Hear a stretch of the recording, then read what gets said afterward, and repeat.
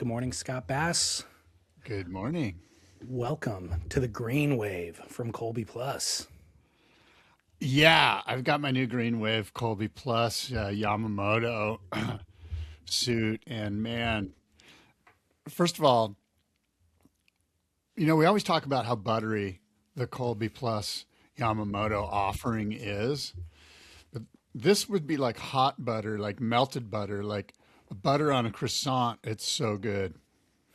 You got the sourdough loaf right here and the hot butter melted all on top. I'm telling you, man, that Colby Plus Green Wave. And tell the listeners a little bit about, how it's made. Well, look, it's plant-based butter. This is this is a vegan option. So Rob Colby's been talking about it for some time, working with the Yamamoto rubber supplier in Japan, who's been developing this plant-based Yamamoto, basically. And so finally these wetsuits are released. So it's basically an eco option. The Yamamoto number 40 neoprene, if you're tracking what quality of Yamamoto it is, but it's made from plant-based rubber, basically. Yeah.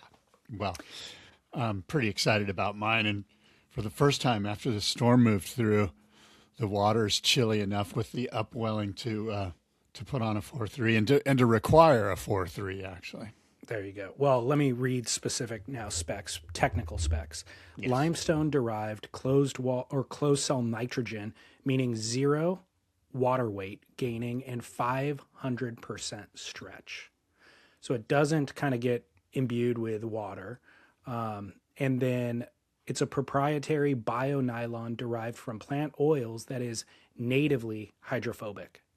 So you see plants in the wild that just wick off water. Same idea here. It's like your hair. It's because of the natural oils in the hair. Just go away. Seam-free finish with high modules, liquid seal on the exterior, so no internal tape to restrict movement. So vast improvements across the board, and it's an eco-friendly option. So Green Wave wetsuits from Colby Plus. I want to see what they have in stock. I know they don't have the full range of suits quite yet, but they've got a 4.3 chest zip and then a 4.3 hooded chest zip. So there you go. Yeah, and I've got the 4.3 chest zip and very excited. And man, Colby Plus, do yourself a huge favor in performance and in comfort. These suits are incredible. Continued improvement too. It's crazy. The other thing we need to alert people to is Real Water Sports, realwatersports.com, for not only a 1,500 surfboard inventory, but everything you need for any water sport, including surfboard review videos. Yeah, it's funny. I was in the water the other day and we were talking about foiling, and this guy wanted to start foiling. And I'm like, you know what? You should go to Real Water Sports. They've got, at the time they had a foil sale going. I don't know if it's still going on. But I mean, you can get like gear that'll get you up and going, for lack of a better phrase, beginner gear, right at Real Water Sports, and great deals, and they'll ship it straight to your door. Totally. Yeah. And anything you need beyond that, like Kelly's Freaks of Nature sunscreen, like whatever you see that's kind of new, that's interesting, that you want to try, they've always got the newest, freshest, everything. Yeti tumblers, towels from Slow Tide, everything that you see on the internet is available for any water sport on realwatersports.com. As we see some movement at the takeoff zone, it's Kelly Slater grabbing rail. Yeah, guy, David, welcome to Spit. It's the Spit podcast. It is you, David Lee Scales, me, Scott Bass. We're talking about surfing, some bits of information, perhaps some news, perhaps some insight into surfboards and surfboarding. And good morning to you, David. Good morning, Scott Bass. Yeah. So, is it a good morning? Good morning. Yeah, it's good morning. Why wouldn't it be? Well, just making sure. So, number of things going on in the recent weeks. Actually, there was stuff in previous weeks that we just didn't get a chance to get into because we went so hot and heavy on Stab in the Dark. But speaking of which, did you see the latest little write-up from Sam about his experience with Kelly? not only did I see it, I boiled it down into Sam's observations that we can go into. I've summarized it, and I think it might be a fun exercise for us. Okay, good. Let's do that, but I'll tease at the end of it. My impression on that read was so much different than the comments section. I felt very like, oh my goodness, as I read through it, got to the bottom, had a fully formed conclusion, opened the comments, and all the comments said the exact opposite of what I thought. I'm going to go with you, I think, rather than the commentators. Well, you probably read the comments too. So I actually did not. Okay. It was sent to me in an email, and there weren't any comments. Yeah. Okay, well, let's hear your summary then. Okay, let's start there. These are observations from Stab Sam McIntosh. Not, and I'm going to throw this caveat out there for Sam's sake. This is not official, like on the record confirmations from Kelly Slater. These are just Sam's observations. Yeah. And I've boiled them down. Number one, Kelly is professional. Over 11 days of this production, every time Kelly would show up, he was photo shoot fresh, never a piece of stubble, sharp, moisturized, and freshly washed. Did you use the word professional or did Sam? I think you did. I did. The details, the details that you pulled to come to the conclusion of professional are irrelevant to professionalism in my mind. And the details that are important to professionalism, Kelly did not execute on. This is great. This is, you know what? You're absolutely right. Later we'll learn that he's late. Kelly is fit and aging well. Agree. Nobody can argue against that. Kelly Slater fasts in the morning. He didn't eat until well into the afternoon, and he never complained once about eating. When he, in fact, did finally break his fast, he did it with coconut water, berries, and a few functional gut and immunity tonics. Two different things happening there. So you're just coming out swinging. The breaking of the fast that you just referenced was in relation to him trying to lose weight after he got home from Florida. So that was a multi-day fast that required ease back into whole foods, right? Or food in general. The morning fast that he was doing was not broken with the coconut water situation. He would go straight into a meat pie or something like that. Well, I'm glad you brought that up because Kelly likes beef jerky. And in a sort of weird aside, and the Jerky Boys, prank phone call aficionados, the Jerky Boys. That was the most surprising part about the whole thing for me. It's funny, when I was writing this, I was like, how much of the stuff is really going to surprise us or is news to us about Kelly? And so that's part of this exercise, really. Look, I know who the Jerky Boys are. I remember the Jerky Boys, listened to them, laughed at them then. They have not aged well. I would not expect the Jerky Boys to have a renaissance in 2026. And both Kelly and Sam seem to know it, like they're still listening and enjoying the Jerky Boys. Like it's not a distant memory. They're quoting it. They're doing the, impersonation in the same exact tone of voice, all of that. I'm like, dude, these are true Jerky Boys aficionados. Shocking. Yeah. Well, these go to 11, don't they? Kelly Slater is organized and has a high level of organization. He's neat. Sure. The best waves that they scored for this project were virtually empty 4 to 6 foot South Stradbroke Island. And I completely bolded that sentence because I think that's the most interesting to me. Well, I'm glad to hear it because I literally was concerned that this was going to end in a wave pool. I thought it would come down to 2 surfboards, Channel Islands, Dan Mann, and he would force them to ride him in a Slater wave pool. Okay. But of this really great session at 4 to 6 foot South Stradbroke Island, Kelly Slater was tormented. And he was disappointed. He had anxiety that he had missed a session at a spot that he really wants to surf. And about this anxiety, this what's called according to Mark Matthews' opportunity anxiety, Mark says that, and his take on Kelly's anxiety, and I quote Mark Matthews here, when you get too many opportunities, you freeze. It actually makes it harder to enjoy what you're doing. It's a paradox of opportunity.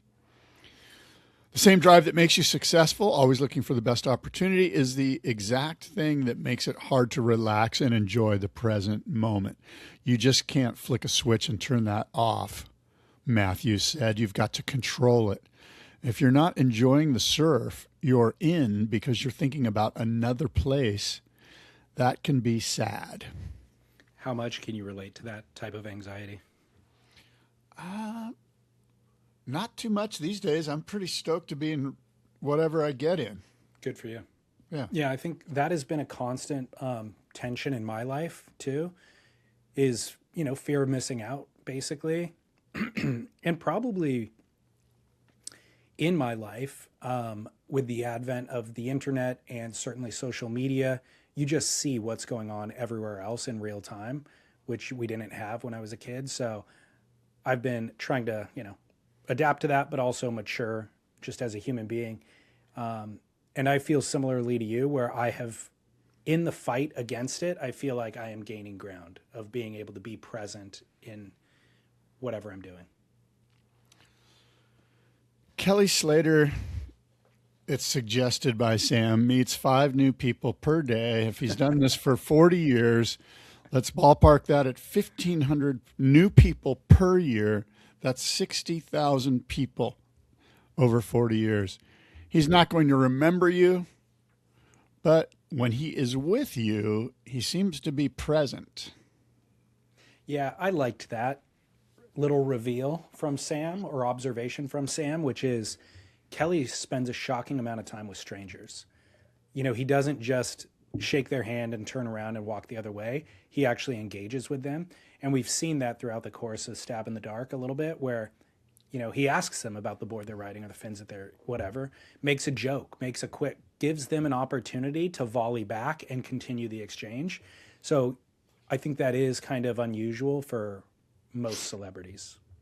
But yeah, the kind of statistic that you pulled, or that Sam brought up, was because of another detail that's known about Kelly, which is even if you get his full attention, next time you see him, he doesn't remember you. That's become kind of part of what people, part of his lore. And so Sam's explaining why that takes place. It's like, because you are one of 60,000. Exactly. Which makes sense, Yeah. Kelly likes to surf late in the afternoon, well after the sun goes down, and he gets multiple quote-unquote closer waves, solid waves that should punctuate the end of a session, yet he turns around and paddles back out. How much can you relate to that one? Again, these days, not a whole lot. If I get one that's close to shore and I'm like, oh, I got to paddle back out, I'll just go in. There's a set coming. I'm out of here. Yeah. This makes you like him. This endears you to Kelly. He's a surf rat. He just wants to keep the party going. I appreciate it. Kelly Slater's phone lives on silent. Also, not true as a whole, but true to this experiment. Sam said, he does live on his phone throughout most of his life, but in this experiment, he shut it off in the times that he was with the crew. Kelly will, in fact, drink coffee late in the afternoon if he's feeling flat. Good for him. Good. Yep. Kelly is all in on crypto as an investment. I thought that was interesting. I mean, I knew that he's into crypto, but I didn't know all in. Well, I mean, I don't know if all in's. I actually took all in out of this sentence. That was Sam's word, but Kelly even goes on to say he's got other investments, of course. Well, I think crypto's probably just like a dice roll kind of fun thing. We're well aware of some of his business investments, but I'm sure he has real estate. I think Sam was specifically talking about stock market investing versus crypto investing, and in that portion of the portfolio, he's much more heavily weighted towards crypto. Kelly Slater's wingspan is noticeably longer than his height. His arms spread out longer than His height. Now, I'm assuming that generally speaking, each and every one of us, when we put our arms straight out, it equals our height. That's the general ideal proportion. Which, have you measured yours? No, but I believe it to be correct. I often go, this is about 6 feet right here. I'm gonna measure mine after this. That's a good idea. Let's report That's back fascinating. next week. Very fascinating. I hope. Well, actually, I was gonna say I hope my wingspan is longer than my height, so that I can relate to Kelly in some way. But I think my surfing has proven there is no relation, and my wingspan's probably shorter. In fact. Kelly Slater, this is pretty good insight. It's kind of silly, but Kelly Slater prefers to reverse into parking spots, creating a canopy under the tailgate so he can prepare for his session without being peppered and hassled by looky-loos in the parking lot. Look, I'm not a celebrity and I do this. I know. I agree. I totally agree with this. This is just like standard operating procedure. I totally agree with this. We told Kelly, okay, so here's Sam. He says, we told Kelly how we'd like to run the project. And the goal was to have Kelly ride 2 boards per episode for the first 3 episodes, killing off the inferior surfboard per episode and anointing the other boards straight to the final. Then our goal was to have 3 boards in the final. He was vehemently opposed to this, reluctant to cancel surfboards from the event. So much so that the day after we wrapped shooting, he sent a text asking for all the Shapers' phone numbers so he could personally thank them for their contributions and time. Now we're getting into the part that I started to read between the lines a bit. Oh, well, please break out the tea leaves. Let's hear what you... Well, this reflects narcissism to me. And this is the problem that I think I've had with the project, or that a lot of the internet is having with the project, is no, Stab, I'm not doing it your way. I'm doing it my way. And, I think the actual way to honor these Shapers and their contributions isn't through the phone call after the fact. It's through giving them the full putting through the paces. Sam says through this thing, which you haven't really revealed yet, we had 11 days to shoot. That's absurdly shorter than any other version of this project. And in those 11 days, we often couldn't get him on the phone. We showed up at the beach bright and early. We wouldn't even hear from Kelly until midday. So we were waiting for him, and they document this. There's photos on this article of them waiting around, checking their phones, can't get a hold of him. And then when Kelly does show up, it's in the afternoon, and he wants to surf until after dark. And Sam explains, you often get the best interviews after a surf. People are just kind of in a runner's high state, and they're more willing to share. And Kelly was the same way. But it was dark out, and we had families to get back to, and we'd been at it since 7 o'clock in the morning, and he didn't show up till the afternoon. So what I interpreted from a lot of this is Kelly operating on Kelly's terms constantly. And Sam is, I think, sharing this information not to shame Kelly. He's doing it to temper our expectations for getting great waves and great surfing out of this series. He's using it to say, look, we got what we got, and here's the limitations of why we got what we got. So just kind of keep your expectations a little bit lower than the Dave Rostovich one or whatever. I'm seeing it as Kelly only operating under Kelly's best interests or personal interests constantly, and undermining all of Stab's efforts and undermining all of our interest in watching an entertaining piece. Yeah, I think that's a very interesting take. My take on it is, and I'm not excusing Kelly if in fact that's the way it went down, which I'm sure it did. But I'm brought to a moment. I was in Tavarua in 2000 for the Quicksilver Pro. And I was in a tinny with Martin Daly and Bruce Raymond and me, and the waves were pumping. It had come up. It had just come up. It was the early morning, and the new swell was here, and they were calling the contest on.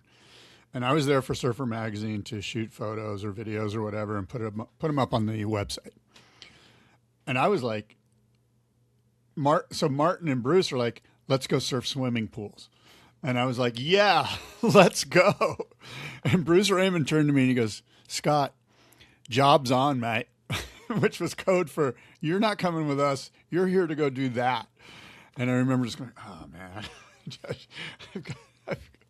you know, and that's kind of how I feel.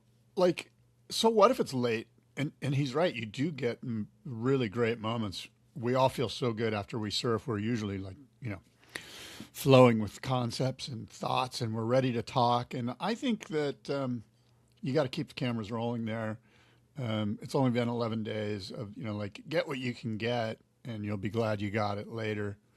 And I'm not saying they didn't get a bunch of good stuff. Sam suggested that perhaps he does have a bunch of stuff that he's going to drop later that are outtakes. So, but yeah. And also in Sam's defense, he did keep it rolling. He did keep asking the questions. So he didn't clock out. But he expressed that they had double, maybe triple the amount of time in the day to actually get it done. It's Kelly didn't show up until a certain hour. Well, it's funny because my last bit here, this is my last takeaway from Sam's wonderful piece. By the way, I thought it was I really enjoy Sam's writing. I think he does us all a service by sort of teeing up these next episodes. Kelly Slater is often late to projects. He's often late to the airport. He likes to be late. And this sort of speaks to what you just said. We all have that person in our life who shows up late. It is absolutely a reflection of their own narcissism in my experience. It is they matter more than anybody else, and they want to be the center of attention oftentimes. So this is a pet peeve of mine, so this maybe hit me differently. You too? Yeah. Well, because I'm the opposite. I show up early. Me too. I show up early. Even when we have a toddler, even when we had a newborn, it was like we'd go to whatever it is, family function, friend function. We're there 10 minutes early. And then the people who don't have half the responsibilities we have are showing up 15, 20 minutes late. I'm like, are you freaking kidding me? And now we can't get a table. They wouldn't seat us until the whole party's here. And now there's a wait. There was not a wait when we got here on time, Yeah. So, and there's never an apology, by the way, from those people either. I sense a resentment brewing up here. You really poked me with this one. Okay. So, yeah, he says, about Kelly. Well, DHD, right, has that comment about the airport. Yeah, but he says Hanley. At the beginning of the piece also, he says, this is, a flawed character trait in somebody who is replaceable, but Kelly is not replaceable. And he knows it. So Kelly knows it, right?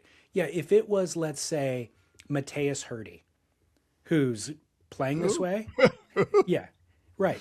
So if it was Mateus Hurdy operating in this way, whatever photographer or surf media outlet would just be like, okay, get on the phone and call Luke Swanson or call, any other 22-year-old ripper and just replace him. Kelly knows he's irreplaceable. But that's where I then say there's also people who are irreplaceable who still operate with a tremendous amount of generosity or just if they commit to a project, they do it on the terms of the people who outlined the project, basically. And so I know Sam does say, he pads it a little bit by saying, well, once Kelly shows up, he gives you the full attention and his phone was off and all that sort of thing. So I respect that part of it, but in the end, the results speak for itself. And these boards are not getting a fair shake, in my estimation. And we, as the viewer, are not getting, we're getting literally the worst surfing we've ever seen in Stab in the Dark. Wow. You're bringing the heat. It's interesting, right? Like we all sort of, and I've enjoyed these episodes, and I'm looking forward to the final episode. And I know on some level you have to. I don't want to speak for you, but No, it I sounds do. like Yeah. sounds like you do have some valid criticism of this series, this particular Kelly Slater version of it, and it's kind of on Kelly. Yes. And That's correct. and the reason I bring all this up is that we were all kind of slathering. Is that a word? Slathering.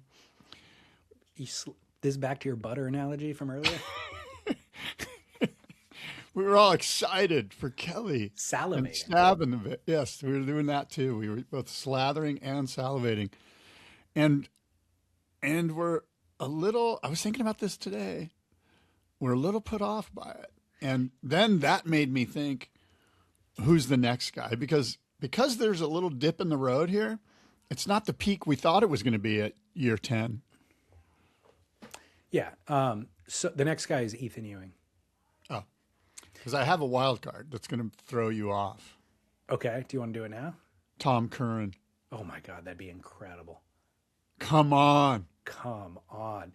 I mean, would you prefer Tom Curran for Stab in the Dark or Electric Acid? I think Stab in the Dark. Yeah.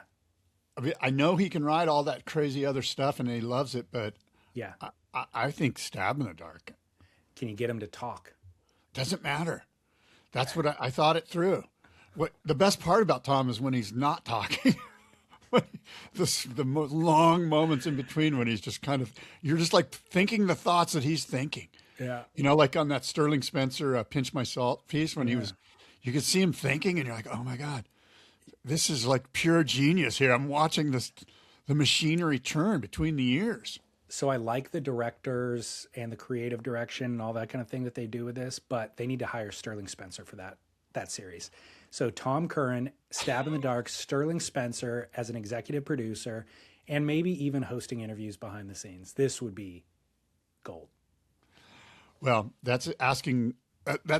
We need to think about that in an edit meeting. But I've become such a huge fan of Pinch My Salt. I just started watching it maybe a month ago, and yeah. So Tom Curran, Sterling Spencer as executive or co-producer, let's say, co-director. Yeah, co-director.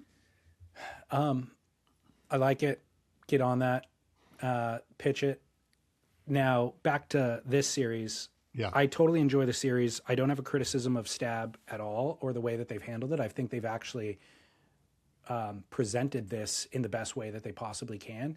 But what my takeaway is, my own kind of subjective opinion, is this does not reflect well on Kelly. Like, this peels back a certain... I think Kelly's done a good job with his PR to control his own narrative and the way that he is presented. And even in the WSL, that is a separate media company that is interviewing him and post-it interviews and that sort of thing, and then they're just publishing it. But I think he still had, a certain amount of influence and sway in the WSL, always, of course. So this is a one time that I've seen in a while where he is not wholly responsible for the final edit, nor the influence in the edit. And I think that it's revealed a level of narcissism that I think we all knew existed or just has to exist in order to win 11 world titles, but it's a little bit more, present and on display than I've seen in other ways, or ways that I expected but didn't necessarily see. And I just think it's kind of not a great look. I'm like, this ideally would be a marketing vehicle for him and his brand and his brands and the Firewire and all that sort of thing. But it turns out to not be a great commercial for Firewire. And it's also a little bit too revealing about him. Well, I kind of feel like, this is what we expected, I don't know. I'm not quite as critical as you are about it. But I do understand where you're coming from. Yeah. I do understand where you're coming from, where it's almost more like we kind of knew a little bit about Kelly because we've been graced with 40 plus years of him in the limelight. So we have a really pretty good understanding of him. And this perhaps like like one of those lights, like one of those Blacklight. black lights that you put on the floor to find evidence in the dark. All the blood stains popped up. So stab in the dark, and then this article written by Sam was actually a blacklight. You know what I mean? Like all the DNA kind of popped out. Yeah, well, yeah, I like the analogy. The reality too is like, I don't know. I lost my train of thought. It'll come back to me in a second. I have that effect on people, on myself actually, all the time. Okay, well, look, Jog my memory. the 20. I don't even know what we're talking about. The 24th is when the last episode drops. Apparently, it's in pretty damn good South Stratty, so that's gonna be great, right? Yeah. And we get to see the goat take apart Stratty, all the while having anxiety about missing another. I find that hard to believe. Every time I'm in good waves, I'm always more like, those guys are really missing it rather than I'm really missing it. Well, I think he got a text, with photos of where else. I think that maybe not in real time, or maybe, yeah, because Luke Monroe was on the ski. And so maybe Luke got the text and was like, oh my God, it's going off wherever. Ooh. And so that's what tripped him out. I remember my thought now, though, when I started this segment by saying my feelings seemed entirely different than the comment section. The comment section was all fanboy. It was like, oh my God, give me more. Like, no, literally the first comment said, I'm almost finished. Please keep going. And oh my God. Literally. And then Sam replied to that and gave them another little tidbit story. But my thought was, and people said, Kelly is infinitely interesting. Like, oh my God, this is the greatest, like, peek behind the curtain. And I was like, no. I mean, he is interesting in the way that celebrities are interesting, but this is not a good reflection. Are celebrities really that interesting? Well, what I'm saying is, as we age, what's interesting is like, not that Kelly's not intelligence, but you and I learning about new stuff. And I feel like we kind of know. That's what I'm saying. Like, I couldn't care less, honestly. Don't want to be friends with them. It's the fanboy sycophancy is bizarre to me. Like, I admire the surfing and all that sort of thing, but to just put that as the pedestal pinnacle and then all behavior below that gets not only justified, but actually glorified is bizarre. And I like the part that I said celebrities are interesting. When you hear, oh, he does a crazy fast, but he loves a meat pie at the end of it. That part's kind of interesting. It's like, oh, okay, I thought he was a health freak, but apparently he likes also shitty meat pies from the gas station. Okay, that's kind of interesting because that's the level of interest. That's the most engaging thing. It's not the most engaging. It's just, oh yeah, he's human too. Right. Like, oh, I have that same thing. Yeah. A certain bipolarity to my dietary, whatever. So but the sycophancy is what I am constantly, I think, shocked by with fellow man. Yeah. Where you have, don't need to bring up political or Epstein files or anything, but it's like these high level whatever who just are allowed to. Chris Brown is allowed to punch Rihanna in the face, and it's documented and it comes out and then you still enjoy his music and you dance when he's up there. Like, that's bizarre. I couldn't tell you one Chris Brown song, but I mean, Allman Brothers, I don't think they punched anybody. Good. Keep supporting them. Keep buying the albums, giving them downloads on Spotify. You know what I mean? So that's the thing. And Kelly, of course, I am not equating Kelly Slater with Chris Brown. I am just saying that, I think that this article, as I was reading through it, I felt like objectively, just like, oh, that's bad behavior. As a partner in this project, that's bad behavior. That seems inconsiderate. That seems, whatever. And I got to the bottom and there was none of that. The bottom at the comment section was just like, amazing. Love that guy. So I love the guy surfing, of course. But anyways, I feel like I've gone on too long. Okay, well, look, it's good insight from you about the Sam sort of what was it? It was like it was a Blacklight. preview, a blacklight. Thank you. It was a blacklight on Kelly Slater. Okay, but I'm looking But for it anyway, next week. Next yeah, week we'll discuss it on the pod. The final it's one. gonna. I'm looking for. I've enjoyed, as I always do, Stab in the Dark. Although the Elo one was kind of lame. Anyways, I do. When I said Ethan Ewing is going to be Yes. the next test pilot, that is rumor and innuendo. That is not confirmed fact. Stab has not published that, but I've just heard from people saying they've seen it. I think something off the wall like Tom Curran. I wouldn't mind. Here's another one that I'll throw at you. What about Zeke? Which Stab in the Zeke? Dark. Zeke. No. San Diego Zeke or Hawaii Yeah, Zeke? San Diego Zeke. Nah, I've had What? enough. Yeah. I've had enough of them. All right. Do you need your usual mid-show break, or should we go straight into the next topic? Yeah, thank you. Considerate of you. I Hey, do need look, a we mid- get tired from talking so much. Go hydrate. Wow. Great segue. Back. Welcome back. Speaking of Tony Roberts, I found myself watching Real Surf Stories on YouTube, his channel, about the 1985 Billabong Pro at Sunset Beach. And it was really kind of fun. How I got down that rabbit hole. I was actually looking for the board that Mark Richards rode in that event because somebody came to me with they have the signed jersey from that event that apparently Surfer Magazine gave the jersey away to a lucky subscriber through some giveaway thing. And this guy had the jersey signed by Mark Richards. And he's like, how much is this thing worth? I'm like, I don't know. I went down a rabbit hole I'm like, well, if you pin it with the board, you have that kind of as an option to sell as one lot, you might get something for it. But I don't know. How much do you think a signed jersey is worth, David, just off the top of your head? I have no clue, by the way. I'm not an expert in clothing.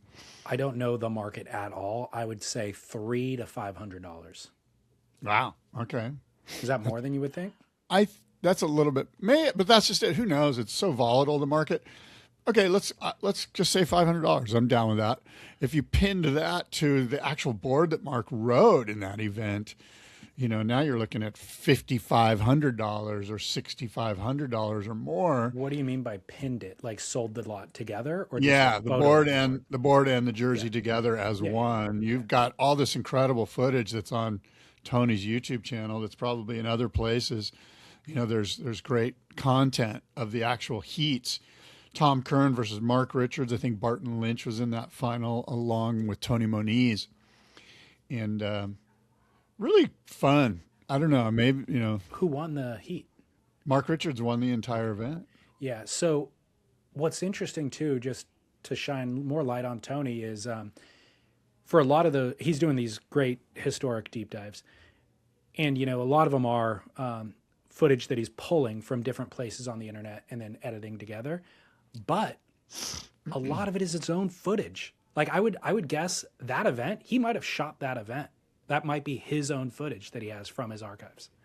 Because he was doing it for such a long time all over the world. Good for him, because that just means like he doesn't have to go through the hassle of licensing footage, which is incredibly a headache. Nobody's going through that hassle when they put together those compilations on YouTube. They're just pulling stuff. Well, yeah, it was. Anyway, that's how we got to Tony. Well, yeah, rest in peace, Kurt Van Dyke. Super, super condolences go out to the entire family. Yeah. And the community, too. Yeah. I had a couple of interesting, I won't call them interesting. I won't call my own takes interesting. Let me rephrase. What are they then? I had a couple of observations. They're your banal. takes. I had a couple banal observations. I don't know how to even frame this, but I think it's worth noting.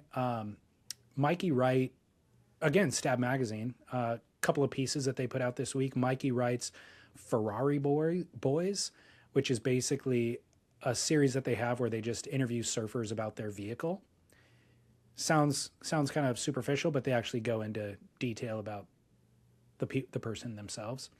And then there was a secondary piece, which is a podcast that they've relaunched called Stab Mike, hosted by Josiah Amico and Damian Farrenfort. And in this episode, they interviewed Dane Reynolds. And the reason I'm connecting these two things is Mikey kind of unexpectedly reveals struggling with depression. And I know you could probably track this because Mikey was kind of everywhere 3 years ago. He was doing competitions. He was doing free surf edits. He was profiled in Quicksilver videos and really, really shredding, you know, like setting a benchmark for high throttle, like full throttle, high octane, big wave, airs, carves, whatever. And he's disappeared in the last year or two. And he comes back in this, he looks different. He physically looks different. His whole disposition is different. And then midway through it, he just kind of reveals he struggled with depression and talks about some of how he was able to rise out of that.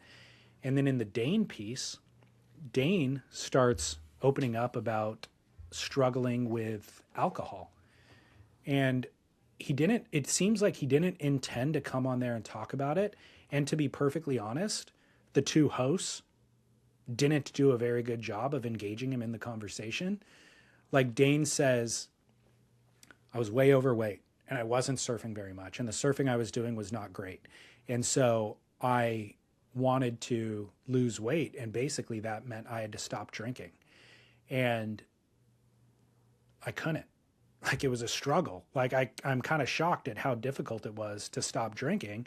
And so, you know, I'd keep drinking and my wife had a big problem with it. He reveals that his wife had a problem with him drinking. As a retort, one of the hosts suggests that Dane should get on Ozempic if he wants to lose weight, which I thought was a bizarre recommendation for somebody who's talking about having a hard time stopping drinking beer.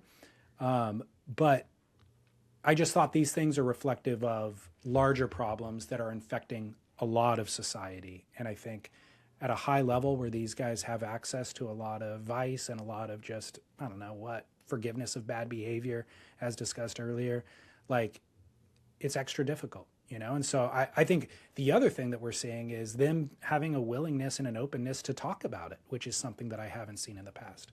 Yeah, so I think that's really sweet, actually. Totally.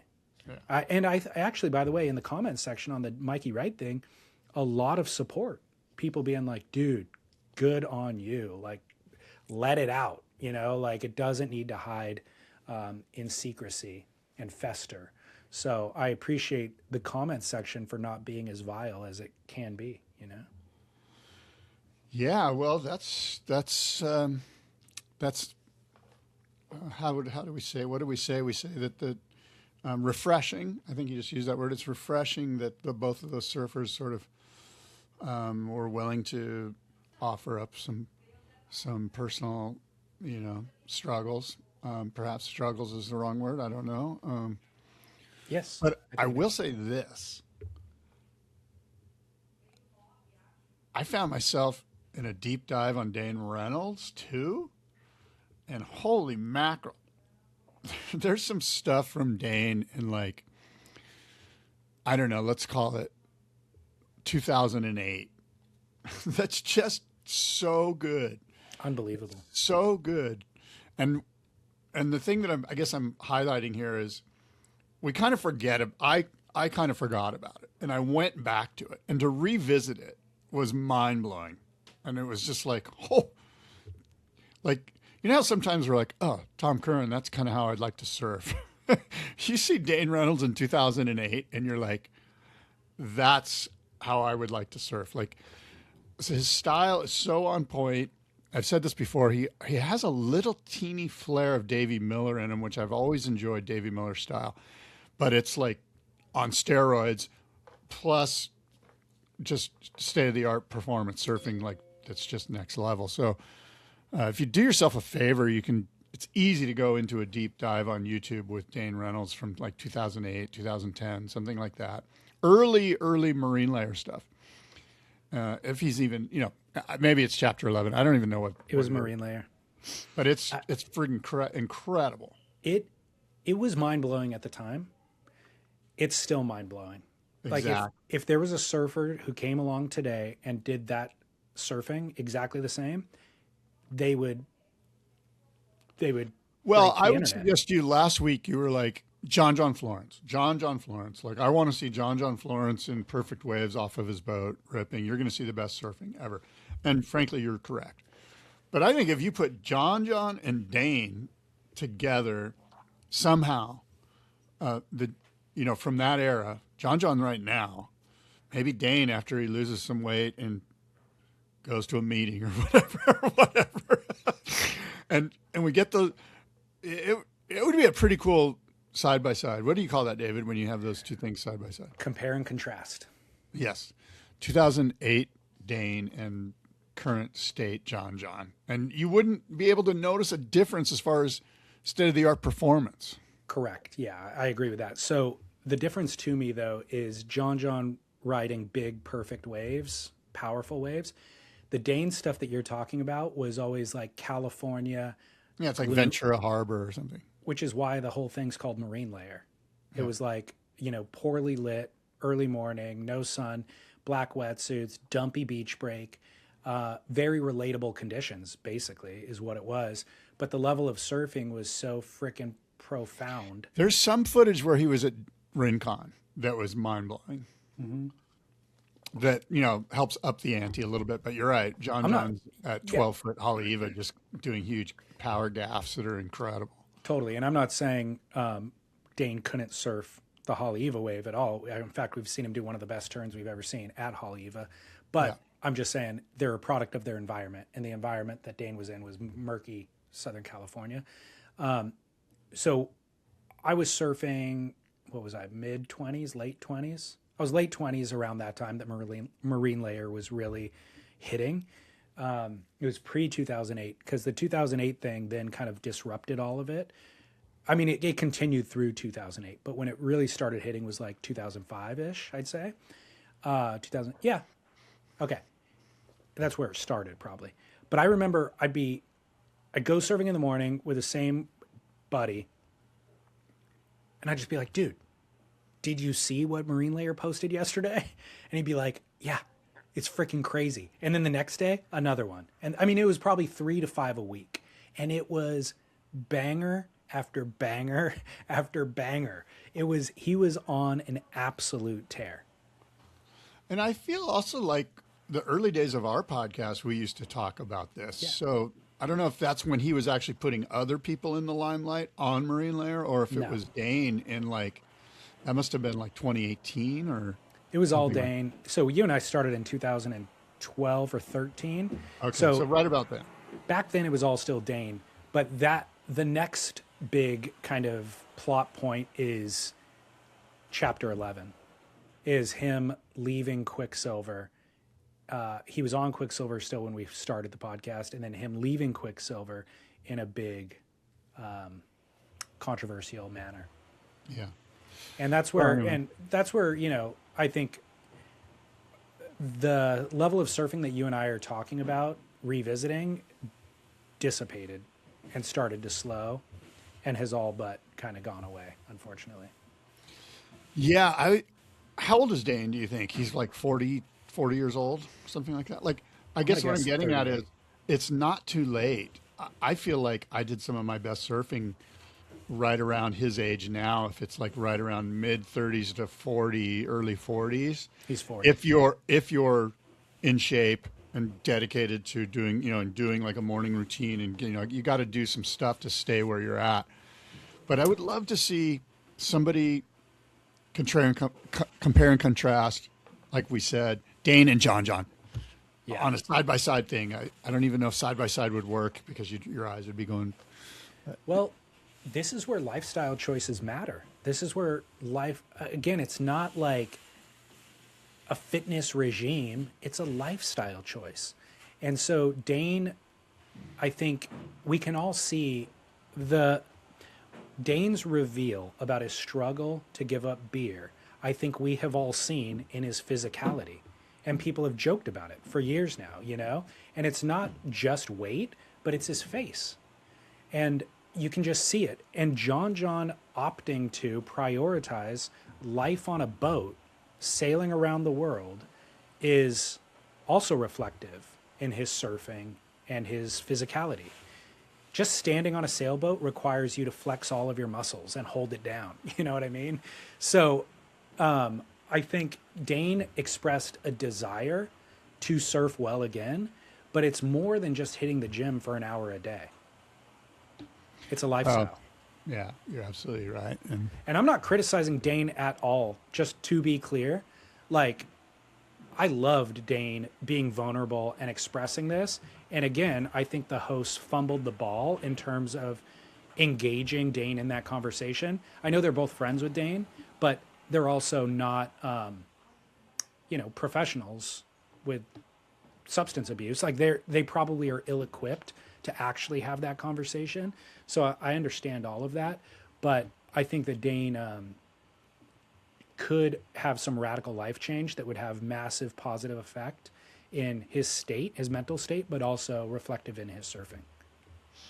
By the way, Sort of a hideous segue or non sequitur, if you will. We've got one of Dane Reynolds' personal boards in the upcoming California Gold Surf Auction.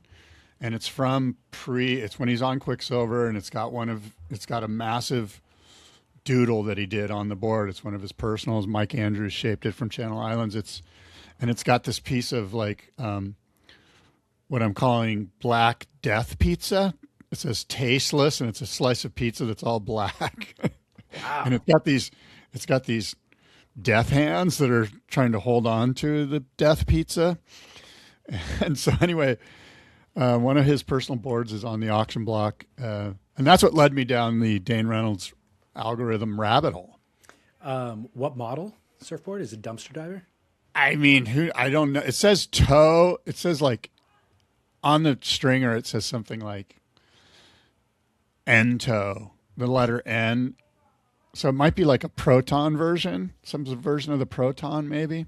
Don't know it. I mean, yeah. I know the Proton, but interesting. Well, here along those same lines, I have a sort of a long-winded read if you're up for it. I'm up for it. Okay, here we go. This is Rich Harbor, legendary harbor surfboard, Seal Beach, iconic shaper, iconophome Rich Harbor, telling a story about Dale Velzy. And I quote Rich Harbor here. I had never met Dale Velzy before the day he came by my shop some 50 plus years ago. I love this story. I happened to be in the rear of the shop shaping, and my sales guy came back and said, "Hey, you'll never guess who's here. It's Dale Velzy." Holy shit, I thought. I was a kid. I was probably 20 years old, maybe younger. And although we had never met, I knew who Dale Velzy was. He was older than me, and he was part of the group of shapers who were making a name for themselves at the time. I went out and introduced myself. We had made some small talk for a couple of minutes when he finally said, "I understand you're really far behind on your shaping, and you wish you could do more boards. Well, I'd like to do some boards for you." And I thought to myself, holy shit, Dale Velzy wants to shape some of boards for me? But I didn't have an empty shaping stall for him. At the time, Dean Elliott and Mike Marshall were working for me. Dean was an incredible craftsman and was responsible for many of the cheaters, the bananas, and the trestle specials of that era. And Mike had been shown the basics by Newport beach shaping legend Joe Quigg. After I hired him, he was providing input on design and even shaped the first trestle special. Both were phenomenal shapers in their own right. I told Velzy that as much as I'd love for him to shape some of my boards, I didn't have any room for him in the shop. And he replied, "That's no problem. I've got my own shaping bay in my garage. I can take some of these home with me. If you put the outlines on them, I can take a look at what your rails look like and then bring them back finished." That was perfectly fine for me. I outlined 10 blanks for him, and Dale Velzy was out the door. 2 days later, he was back at my doorstep with the 10 boards, and they were finished. Back then, I was good for about 2 or 3 boards a day. I was never a fast shaper. I spent way too much time with finish work that the glass job covered up anyway. But to me, a board wasn't finished until it was finished, smooth, no scratches. Upon returning the boards in record time, he asked, "Would you like me to do 10 more boards for you?"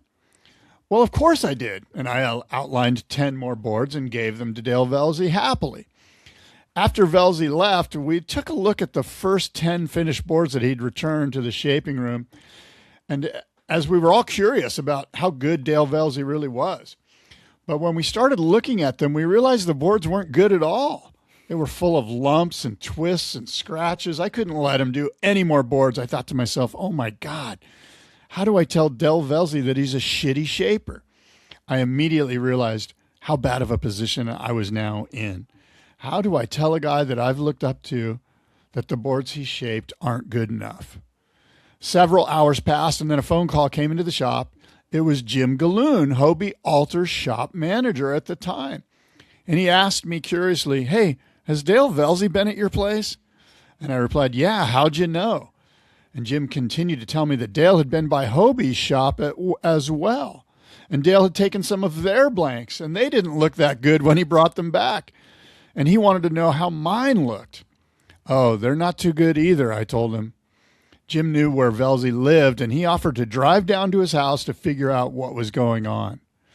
I told him to call me with whatever he was able to find out. And a few hours later, and before Velzy had brought back the 10 blanks I had just given him, I got a call from Jim. You'll never guess what I saw, said Jim. I went to Velzy's garage, and there's a sign outside the garage that says, Dale Velzy School of Shaping. Jim had opened the door and saw a bunch of racks lined up, foam flying all over the place, and a line of guys learning how to shape. Jim then exclaimed to me over the phone, Velzy was charging these guys to teach them how to shape, and he's getting us to pay him for his shape work. He's getting double the money. The hawk had got me, and apparently he had gotten Hobie too. I never talked to or did business with Dale Velzy again, and to this day, I wonder who these guys were in Dale's garage and if they went on to work in the world.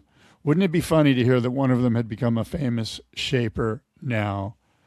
End quote, Rich Harbor. Hilarious, dude. Such a great story. Dale Velzy just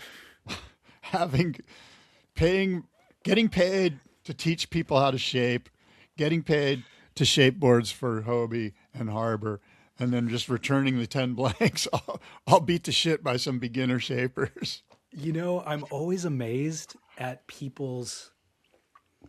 their criminal enterprise that if they just put a little bit more effort into, you could get away with the crime.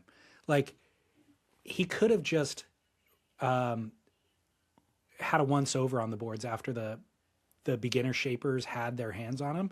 Like, if Dale would have just taken 20 minutes on each of those blanks, tuned them up, and returned them, he could have extended the life of this crime. I know, but you got to look at it from Dale's point of view. He's like, these are my competitors. I'm going to get paid by them for shaping their boards. I'm going to get paid by the kooks that are learning how to shape. And I'm going to return the boards, and they're going to be completely shitty. So people aren't going to like Harbors or Hobies. They're going to like Velzys. Yeah, again, you're slightly off center with your crime plan here, because it won't last very long if you turn in crappy product. So tune them up, keep collecting both paychecks, and go on in perpetuity, you know? If Dale Velzy is one of a kind, man. What a absolutely. No, absolutely. And of course, I bring this up because I was going down a little rabbit hole of research on both of those guys. We have a beautiful Rich Harbor shaped trestle special in the auction, and we've got a couple of minty Dale Velzys too. One from '59, right when foam came out, and it was glassed by Gomes. It's got the Gomes glassing logo, which is sort of classic, and a couple other Velzys too. But check it out, California Gold Surf Auction. It's coming up about a month from now. You're in the thick of it. Yeah, it's fun. I mean, it's fun going down the research rabbit hole. If that would have been a Who Said That, I would have nailed it with Rich Harbor. You would have, huh? You know that story. That story, your old stomping grounds, right? Seal Beach. Dude, that was the very first surf shop I ever remember going to. I certainly remember buying my very first surf video ever, and it was at Harbor Surfboards, and it was by Tony Roberts. Oh, how cool. What a great tie-in. I'd gone to the video store and I had rented the Endless Summer 2 and loved it and was dead set on buying it. And surf videos were $30. VHS video was $30. So I saved up $30 and got my dad to drive me down there, walked in, and under the counter at the register, the glass countertop is all the VHS videos. And they had Endless Summer 2, but I was like, oh my God, what are all these other ones? And so I was like, again, $30, had to save it up. It was like a big purchase. And I'm looking at my dad and I'm like, should I buy the one I've already seen that I know I love, or should I buy something different? He's like, you know what? You can go rent that anytime. You should buy something different. And the one that I chose had Corey Lopez on the cover doing a big layback, fins-free turn shot from a fisheye lens water housing. So it's like the board is kind of being kicked at the camera. And it was called Jacked. And it was all O'Neill team all around the world. Heavy Santa Cruz section at the beginning, but then they go to South Africa, they go to Central America, they go to Indo. Early, like 16-year-old Chris Ward surfing Playa Negra. Todd Chesser surfing J-Bay. Like a really, really robust, incredible team. And I loved that video. Jacked. That's cool. What a great story. Yeah. And Harbor Surfboards, that shop, those guys still running it. And a mainstay in California surf history and surf lore. And I'm so stoked that shop and its history with Rich and everything about it's still going strong. So not only is it, one of the originals, one of the very, very few that still has a shaping bay in the back of the shop. Oh, good call. That does not exist anymore. No, we got to figure out how many of those still exist. I mean, shaping bay still in the shop from back in the day. Yeah. Surfing Heritage and Culture Center did something on this not that long ago. So they might be able to tell you right off the top of their head. Yeah. I wonder if does Frog House have a shaving bay? No, but they do. They have wetsuit repair in the back. I got a question for you real quick. Yeah. If you're not in a rush. Well, hold that thought. I'll be right back. Diverticulitis. Have you been diagnosed? Oh, yeah. Oh, I didn't know that. Bummer, man. Yeah. I've got diverticuli. And when they get infected, it's diverticulitis. News to me.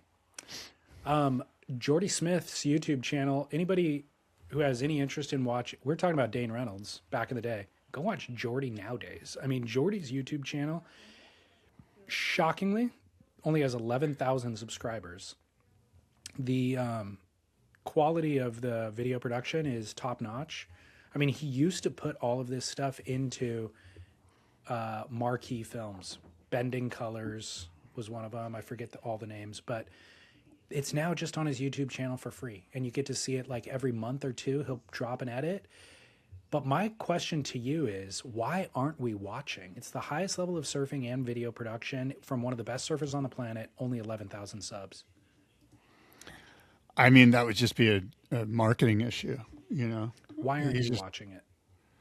I had no idea it even existed until just right now. Okay.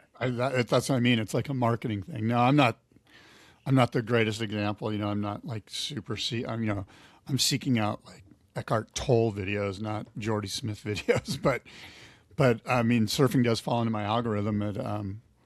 I'm not sure, All right. Well, for anybody interested who does want to watch good surfing, subscribe to the channel. It's unreal. Jordy still is at the top of his game. Obviously, he has competitive kind of inconsistency, but you watch that any of his edits, but the latest ones especially, and it's like he is top 5 in the world. Number 3 on the WSL rankings, Jordy Smith. I just went to check because I was like, this guy needs a world title, or is it too late? It feels like last year was his year. Yeah, but it's been too late for the last 5 years. I don't know. We say that at the beginning of every year. We're like, no. But then he has moments where you're like, shit. Like he won the 4th event and the 7th event last year. He won 2 events Yago Dora won 2 events. Yeah. The second place surfer didn't win any events. I said it at the beginning. Inconsistent. You're right. You're correct. One other news story that's worth noting, maybe for Southern Californians, is the Newport Beach Wave Pool project has apparently been shut down. Oh. They took a massive hit just from the voting constituency who would prefer to keep the municipal golf course there. What would you prefer? Me personally, I mean, I'm not going to go surf the Newport Beach pool, and I'm not going to play the Newport Beach golf course either. So I don't really have a dog in the race, nor do I have a horse in the race. You're golfing too good for the Muni course in Newport? No, I mean, I would play there. Is it the Costa Mesa Muni? Is it that one? So if I'm not mistaken, it's the one off like right where the 55 ends. And I forget maybe it's Irvine Boulevard that cuts down into Costa Mesa. Isn't that the Costa Mesa Muni? I don't know what the name of it is. It's kind of on the coast, like more or less. Like, I mean, it's a mile from the coast. Yeah. I've played there. That's why I bring it up. If it's the Costa Mesa Muni, Rob Havasey and I play golf there. I just looked it up. It's Newport Beach Public Golf Course. Okay. I've never seen it, but yeah, Snug Harbor Wave Pool Project was the name of the wave pool. My feeling is you can go surfing in the ocean, and if you're like an elderly guy that's retired that wants to push his golf cart around the Muni and play golf once a week and hit balls, probably serves the public more than, I don't know. That's what my thought was too, is there's infinitely more golfers, even in a beach community. There's infinitely more golfers than there are surfers. So in terms of like serving the community, like you said, the golf course just makes way more sense. Yeah. And probably. Well, the other funny thing is golfers want to golfers want to golf on those courses. Surfers, strangely, don't necessarily want to surf in that wave pool. So that's another interesting factoid. Yeah. Yeah, I don't know. It'll be interesting to see. I mean, this whole, will these sort of surf park industry be in 10 years? Away from the coast. I think that's kind of a key. Palm Springs is ideal. Yeah.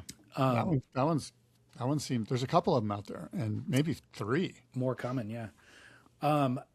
Another note worth, or for listeners, if you're interested, Chicama, Peru.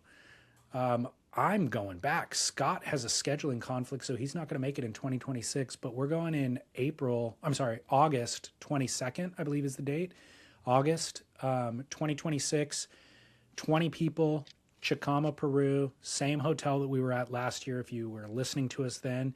Phenomenal accommodation. People are saying, from what I understand, it's the best accommodation in all of northern Peru. And we were certainly comfortable there. AC, Wi-Fi, super hospitable staff, phenomenal restaurant. And 20 people means we're booking out the entire resort. And we've already sold, I don't know how many spots we've sold, but we've definitely sold spots. So it will sell out. If you're interested, email either hello@surfsplendorpodcast.com, which is me, or get a hold of waterwaystravel.com directly, and they will hook you up and get you locked in. But it's basically the resort's the closest property to the point itself. So you're just looking out at the point all day long. There's even a jacuzzi, a hot tub on the deck that you can just sit in and watch the waves. The restaurant overlooks the waves.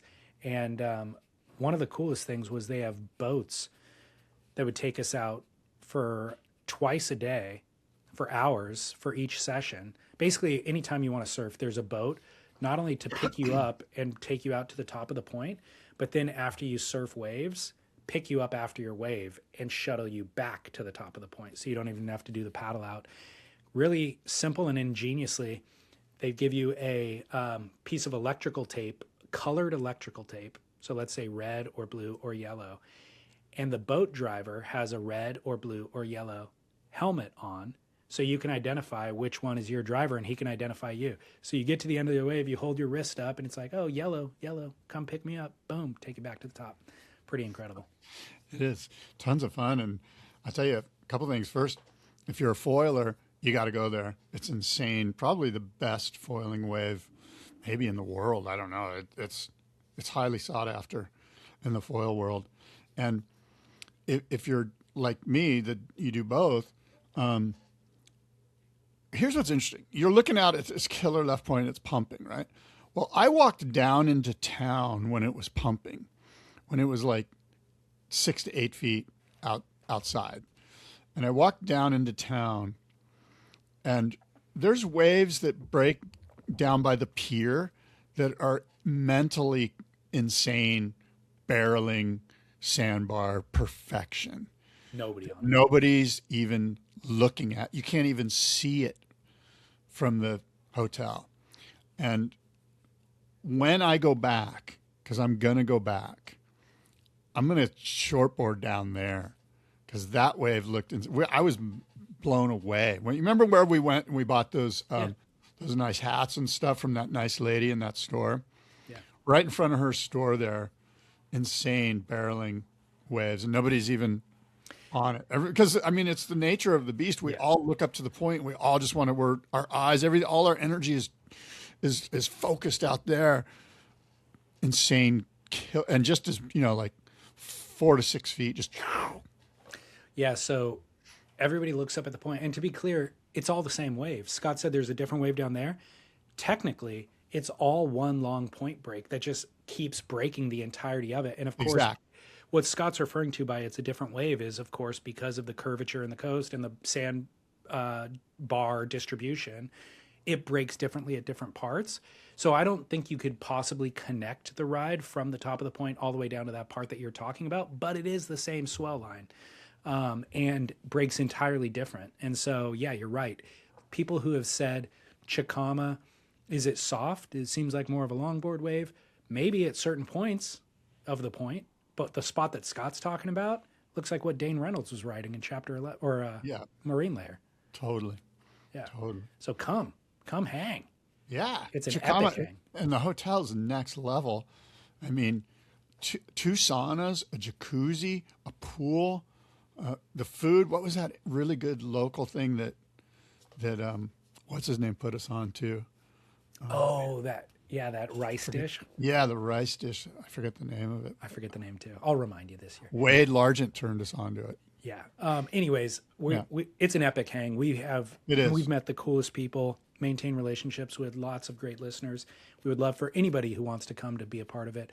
So waterwaystravel.com directly, they will hook you up. And then for any and all surf travel, they are the ultimate surf concierge. So travel intelligently with Waterways. Surfrider Foundation too, Scott. Look at this. Yeah. Look, we talk about become a member, show your support, power in numbers. They need your help. The ocean needs more friends. Buy some merch, dude. The Surfrider merch shop is insane. And I honestly wear their clothing every day. The quality is fantastic. I actually prefer it. I go to the closet and I'm like, this is what I want to wear.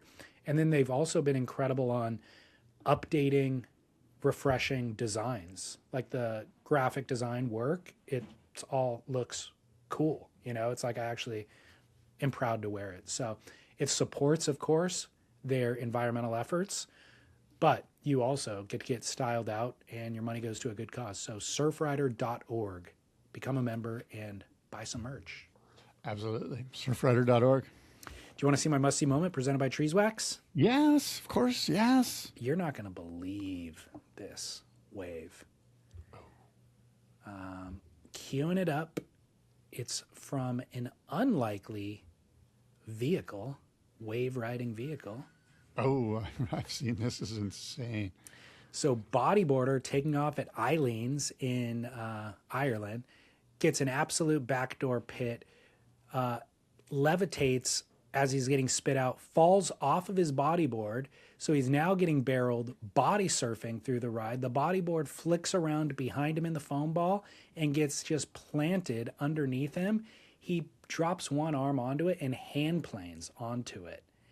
So gets blown off the bodyboard in the barrel, body surfs through the barrel, then hand planes out of the barrel. Triple. Even though he was in the barrel all once, 3 different styles of riding the barrel. I thought there's one point it's coming up here as you watch this where the board disengages from his body and it goes out in front of him and you can see the leash. And I thought, oh my God, the leash could wrap around his neck here. Right there. Yeah. I was like, oh man, the leash could get him, but he grabs a hold of it and uses it to his advantage. Good for him. That was incredible. And I've also seen some incredible footage similar to this, but at Jaws recently, where there's a guy body surfing Jaws. That's just friggin' crazy next level. The idea of body surfing Jaws is insane. There's a guy that does it. I know.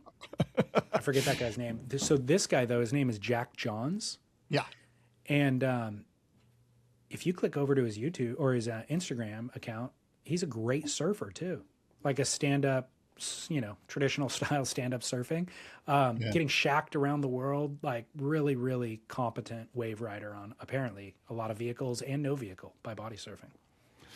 Well, there's a local guy here in town in Cardiff that surfs one of the local slabs. His name's James. He's a teacher at San Diego Academy, and he gets the deepest and the meanest waves at this one slab here in town. And he's an absolute legend. And that's what I was thinking. I was thinking about James when I watched this. I'm like, that James would be charging on this type of wave. I think it's interesting. He's a very competent surfer, shows up at Eileen's, the waves look like that, and he opts for a bodyboard. Smart man. Maybe that's what I need to do. I was going to say, it takes a very low ego to opt for the bodyboard in that scenario, and just a playfulness.